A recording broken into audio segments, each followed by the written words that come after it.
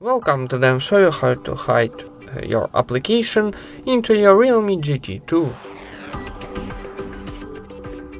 First of all, open your settings, then scroll down and find here privacy option.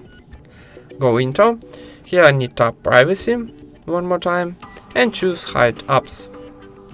Now need enter our privacy password first, and now from the list of our application choose something what you wanna hide.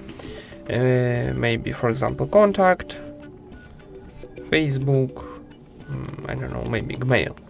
Okay, and now need set up our access code to hidden apps.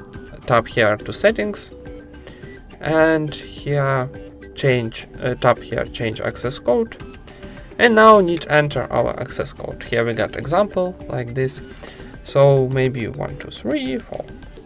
Okay, and now press OK in the top right corner and tap done.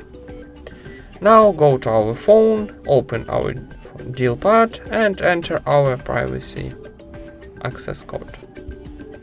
And here we got all our hidden apps. Thank you for watching, leave thumbs up and subscribe to our channel.